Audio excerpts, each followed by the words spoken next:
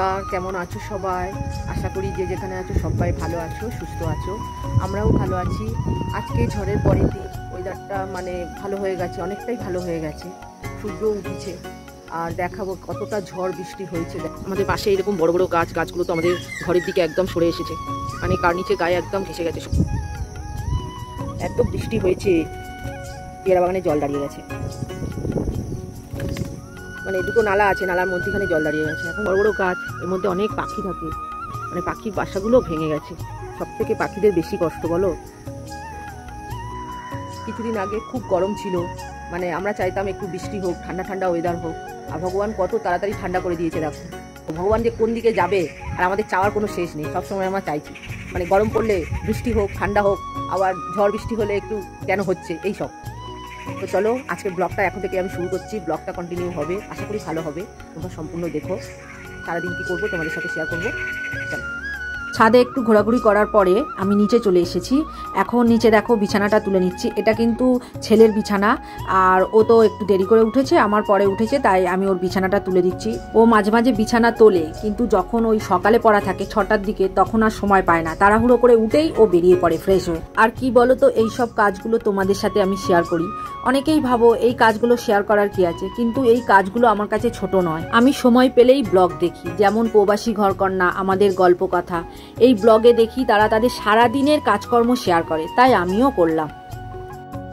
সকালের আমার সমস্ত বাসি কাজ সারা হয়ে গিয়েছে।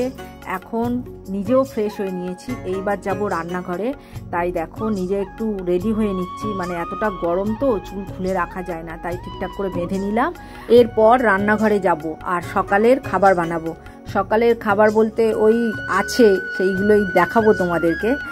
যাই হোক, আর এখানে সকালে প্রথমে আমি নিজে ফ্রেশ হয়ে আগে জল খেয়ে নিই। জানো তো, প্রত্যেক দিনের এটাই আমার অভ্যেস। মানে এই জল না খেলে আমি কাজের এনার্জি ঠিকঠাক পাই না। আর সারাদিন কি করব সেটাও আমি এই সময় ভেবে নিই, মানে কোন কাজের পর কোন কাজ করব, মানে কি আজকে করব সেটা আগে চিন্তাভাবনা করে নিই। তারপরে শুরু করি সকালের কাজকর্মগুলো। প্রথমে তো রান্না করব, তারপরে সংসারের অন্যান্য কাজগুলো করব। আবার তোমাদের ব্লগ দিতে হবে, তাই ব্লগও বানাবো। আর এইরকম একদিন বাদে বাদেই আমি ব্লগ দেব। ব্লগগুলো তোমরা সম্পূর্ণ দেখো, আশা করি ব্লগগুলো তোমাদের ভালো লাগবে। এখন আমি লঙ্কা ভেজে নেব। দেখো লঙ্কাটা কিন্তু একটু অন্য রকম। এই লঙ্কাটা এখানে কিন্তু পাওয়া যায় না, ভাইজাকে পাওয়া যায়। এই লঙ্কাতে ঝাল নেই, নুন ভরা আছে। তা এই লঙ্কা ওখানে বেশি এই লঙ্কা ভাজা খায়, আমরাও খাই, দাদা এনে দিয়েছে। আর আলুও ভাজবো আজকে, পান্তা দিয়ে খাবো।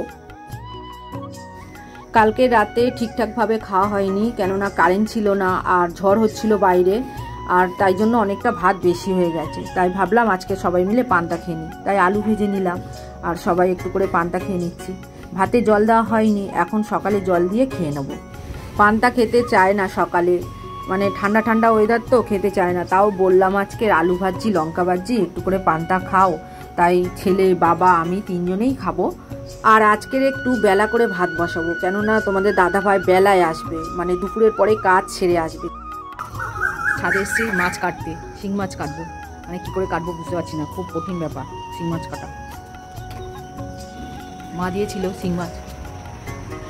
আবহাওয়া একদম ভালো হয়ে গেছে, আকাশে একদম মেঘ নেই না, আর সূর্য উঠেছে, খুব কড়া করে সূর্য উঠেছে দেখো।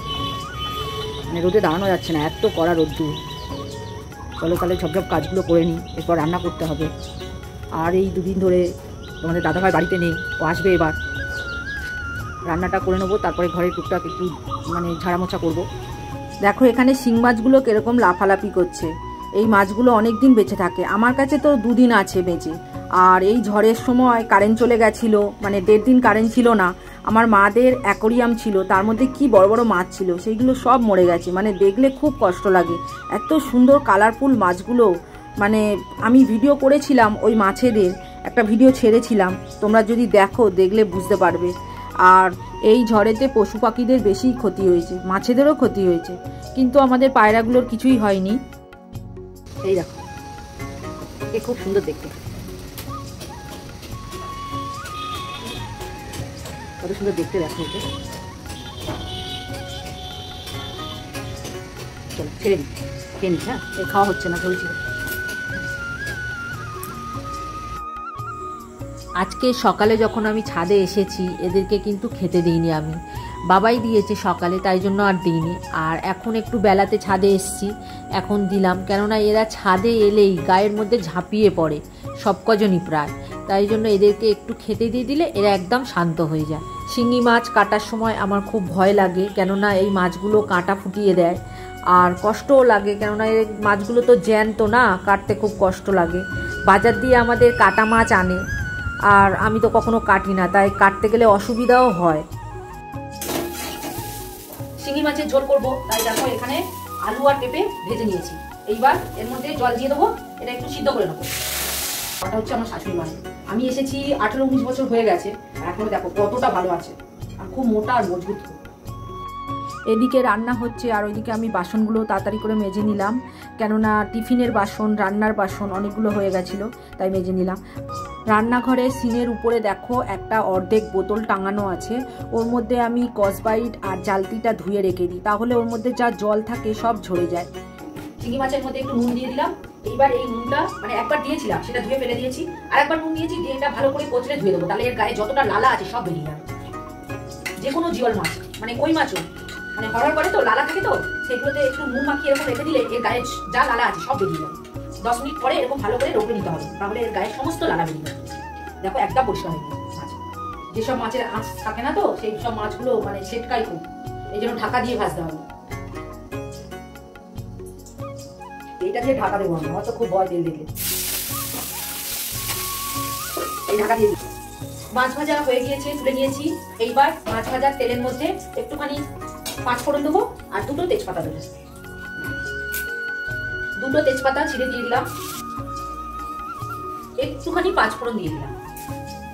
এখানে কাঁচা লঙ্কা 4টে ছিঁড়ে নিয়েছি, এটা দিয়ে দেবো। এবার ফোড়নটা একটু ভাজা ভাজা হয়ে গেছে, এইবার মাছ, আলু, পেঁপে যেগুলো ভেজে একটু সিদ্ধ করে রেখেছিলাম সেটা এবার ঢেলে দেবো। মাছগুলো ভালো করে সিদ্ধ করতে হবে, কারণ এই মাছগুলো খুব শক্ত টাইপের হয়। এখন একটু জিরে গুঁড়ো দিয়ে দিচ্ছি, এই ঢাকা দিয়ে দিলাম। আস্তে আস্তে মাছটা ভালো করে সিদ্ধ হোক, আর একটু জিরে গুঁড়ো দিয়ে দেবো। লাস্টে যে জিরে গুঁড়োটা দিলাম, এই জিরে গুঁড়োর সেন্টটা থাকবে, তাই জন্য আবার লাস্টে একটু দিয়ে দিলাম। কিভাবে আমি 1 ঘন্টার মধ্যে ঘরগুলোকে ডিপ ক্লিন করব তোমাদের সেটা দেখাবো। প্রথমে বড় ঘরের খাটগুলো আমি আগে মুছে নিলাম, তারপরে জানালাটাও একটু মুছে নিলাম, এরপরে শোকেস আছে, শোকেসটাও একটু মুছবো। তারপর সবগুলো মোছা হয়ে গেলে এবার ছোট ঘরে এসেছি। এই ঘরে শোকেস, টিভিটাও একটু মুছে নিলাম, তারপরে ঝুল ঝেড়ে নিলাম, কেননা অনেক দিনই ঝুল ঝাড়া হয়নি, তাই ভাবলাম ঝুলটাও ঝেড়ে নিই, আজকে সময় আছে হাতে একটু, তাই ঝুলও ঝেড়ে নিলাম। আর আজকের অনেকটা ময়লা বেরিয়েছে, অনেক দিন ঝাড়ু দেওয়া হয়নি ঠিকঠাকভাবে, ডিপ ক্লিন করা হয়নি। মাঝে মাঝে আমি ঝুল ঝাড়ি, কিন্তু কোথা থেকে যে এত ঝুল, এত ধুলো আসে আমি নিজেই বুঝতে পারি না। আমি মনে হয় কোনোদিন ঘরের ধুলো আমি দূর করতে পারবো না। দেখো মাঝে মাঝে ঝুল ধুলো দুটোই তো ঝাড়ি, কিন্তু কোথা থেকে এই ধুলো জমে আমার মাথাতেই আসে না। যাই হোক, কালকে ঝড় হয়েছে, ধুলো ঢুকতেই পারে। আজকের একটা সমস্যা হচ্ছে, মেঝেগুলো এত রসে যাচ্ছে, মানে স্লিপ খেয়ে যাওয়ার মতো। শুকনো কাপড় দিয়ে বারবার মুছতে হচ্ছে, আর মেঝে থেকে শুধু জল উঠছে। কতবার যে ঘরটা মুছলাম শুকনো কাপড় দিয়ে, মানে আজকে জল দিয়ে মুছতে হচ্ছে না, শুকনো কাপড় দিয়ে মুছতে হচ্ছে। শুকনো কাপড় দিয়ে মুছলেই কাপড়টা ভিজে যাচ্ছে, এইরকম অবস্থা হচ্ছে। মানে কার কার বাড়িতে এরকম হচ্ছে তা তোমরা বলো কমেন্ট করে। আমাদের বাড়িতে তো এইরকমই হচ্ছে। আর আকাশটাও মেঘলা করে আছে, সেই রকমভাবে সূর্য উঠেছে ঠিকই, কিন্তু সেই রকমভাবে ওঠেনি, মেঘলা মেঘলা করেছে আর প্রচণ্ড গরম। এর মধ্যে ঘরগুলোকে সমস্ত ঝাড়ু দিয়ে নিতে হবে, কেননা কালকে ঝড় হয়েছে, ধুলো তো চারিদিকে ভরে গেছে। আর সেই জন্য ঘরগুলোকেও ঝাড়ু দিয়ে নিলাম, আর একটুখানি ঝুল টুলগুলোও ঝেড়ে নিলাম। আজকে কারেন্টটা ভালোই সার্ভিস দিয়েছে, মানে সকাল থেকেই কারেন্ট চলে এসেছে, ওই 7টার দিক থেকে কারেন্ট আমাদের চলে এসেছে। আমাদের রাস্তার উপরে নাকি একটা নিম গাছ পড়েছিল, সেই নিম গাছটা সরিয়ে দিয়েছে, আর কারেন্ট ওকে হয়ে গিয়েছে আমাদের পাড়াতে। অন্যান্য পাড়াতে শুনছি এখনও কারেন্টের ব্যবস্থা নাকি হয়নি, কিন্তু আমাদের হয়ে গেছে। যাই হোক, আমাদের মোবাইলগুলো অফ হয়েছিল, মোবাইলগুলো চার্জ দেওয়া হলো, এটাই একটা সুবিধা। আর প্রচণ্ড গরম, একটু করে কাজ করছি আর একটু করে হাওয়া খাচ্ছি, মানে তাতে কি হয় বলো তো, কাজের এনার্জিটা অনেকটাই বেশি পাওয়া যায়। হ্যাঁ, একটা কথা বলতে একদম ভুলে গেছি, কালকে তো IPL এর খেলা ছিল, KKR জিতেও গেছে, আর আমার ছেলে মানে সারাক্ষণ ওই মোবাইলের মধ্যেই খেলা দেখে গেল, মানে যতটুকুনি চার্জ ছিল সব ও শেষ করে দিল। আর সকালে ঘুম থেকে উঠে বলছে আমি মোবাইলটা স্টেশনে গিয়ে বা দিদার বাড়িতে গিয়ে চার্জ দিয়ে আসবো। আমি তো খানিকটা বকাবকি করলাম, আমি বললাম কারেন্ট এলে তারপরে চার্জ দেওয়া হবে, নিজেদের বাড়িতে যখন কারেন্ট আসবে তখনই চার্জ দিবি। তোমাদের সাথে গল্প করতে করতে এদিকে আমার ঝাড়ু দেওয়া কমপ্লিট হয়ে গেছে। ঘরবাড়ি ঝাড়মোছ করতে করতে প্রায় অনেকটা বেলা হয়ে গিয়েছে। এখন কিছুটা জামা কাপড় আছে, সেগুলো কাচবো। আর তোমাদের দাদাভাইও ফিরে এসেছে, ওরও জামা কাপড় আছে, বাইরের জামা কাপড়, সেগুলোও কাচবো। প্রায় অনেকটা জামা কাপড় হয়ে গেছে, আর তার সাথে ব্যাগও আছে। যাই হোক, এগুলো কেচে নিয়ে স্নান করে তারপরে ফিরে আসছি আবার। এখন দুপুরের খাবার খেয়ে নেবো আমরা সবাই। প্রথমে ছেলের আর বাবার দিয়ে দেবো, ওদের দুজনের খাওয়া হয়ে গেলে আমরা দুজন খেতে বসবো, মানে আমি আর তোমাদের দাদা ভাই। বাবার প্লেটটা রেডি করলাম, দেখো এখানে ডাল, আলু ভাজা, একটা সবজি তরকারি আর একটা ডিম সিদ্ধ।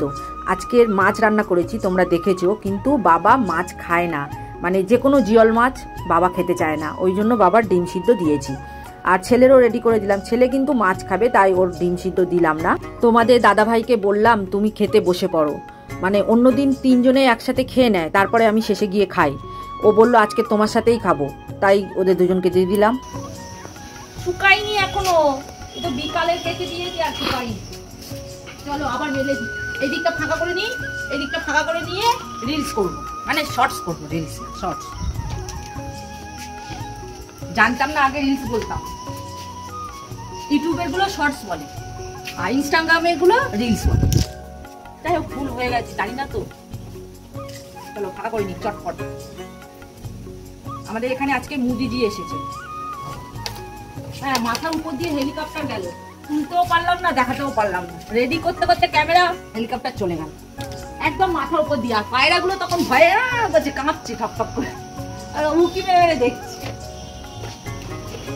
কিছুই শুকায়নি, হাওয়া তো হচ্ছে ভালো। ভিডিওটা আর বড় করব না, এখানেই শেষ করব। তোমরা সকলে ভালো থেকো। আর যারা নতুন বন্ধু হয়ে আমার এই ভিডিওটা দেখছো, তাদের আমার পাশে থাকার জন্য অনুরোধ করছি। আর যারা পুরনো বন্ধু হয়ে আমার পাশে আছো, তাদের অসংখ্য অসংখ্য ধন্যবাদ। তাহলে আবার দেখা হবে পরের ব্লগে। তাহলে আজকের মতো টাটা।